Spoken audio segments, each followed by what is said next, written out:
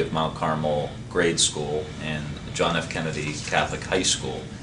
And I remember on numerous occasions being told by the nuns and the brothers and the teachers to pay attention. No one ever taught us how to pay attention. And one of the things that I really like about the practice of mindfulness and moving this into the field of education, teaching our teachers about mindfulness and social and emotional learning, teaching our students how to practice mindfulness, is you're actually giving them a technique and a skill set on how to mobilize their attention and place it on a problem that they're dealing with in their classroom, or to listen to their teachers. And mindfulness teaches these kids how to pay attention. It teaches them how they are connected to other people and how to be kind to other people and to see the problems that other people may be dealing with, and then understand that in a more compassionate way. Mindfulness can be a great opportunity for us as a country, for all of us to develop this skill in some way, improve our own performance, but there's some fundamental things that are essential to that, and it's the ability to concentrate, to relax, to be aware, and to cultivate and develop these skills are going to improve your performance regardless of what you're trying to do. And mindfulness, in my estimation, doing a lot of work in Congress and traveling a lot and playing sports and all of these things, there's something fundamental underneath of all of those activities, and paying attention and being aware and having a reduced stress level helps in all of those situations. And I think this is going to have transformational effects on our education system. I don't care how much money we spend on education. It doesn't matter what programs we're trying to teach our kids. If they don't have the fundamental building block of learning, which is being able to control your attention span, all the rest is not going to be effective. And mindfulness teaches these kids how to pay attention.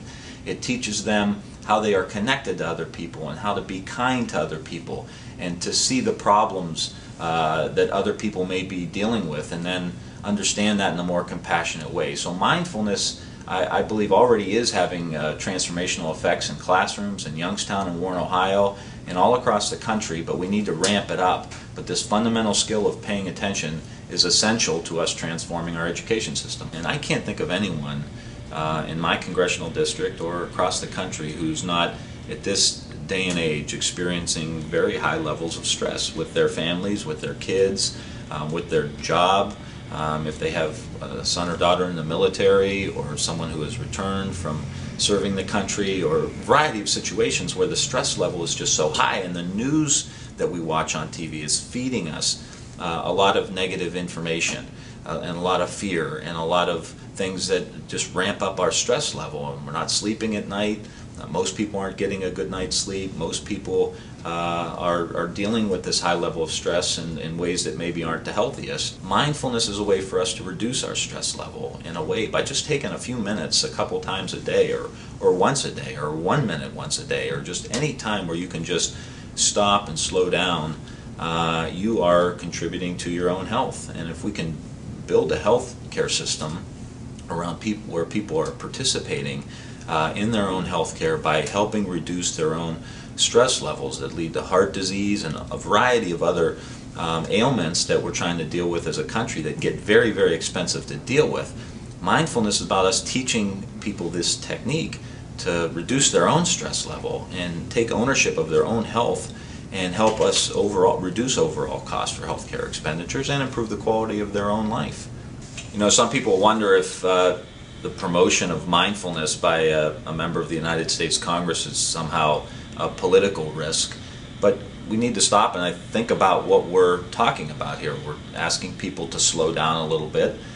Most people want to find a way to do that. We're asking people not to get too caught up in the past or the future and be where they are, whether they're with their kids or their grandparents or the work that they're doing. Most people are okay with that. We're asking people to learn how to pay attention. We want to teach our kids to develop their attention span. I think that's something that everybody in the country wants. You know, we're asking people to recognize situations that their friends and neighbors and fellow citizens are in, and be understanding of that and be compassionate of that. Mindfulness cultivates all of these qualities.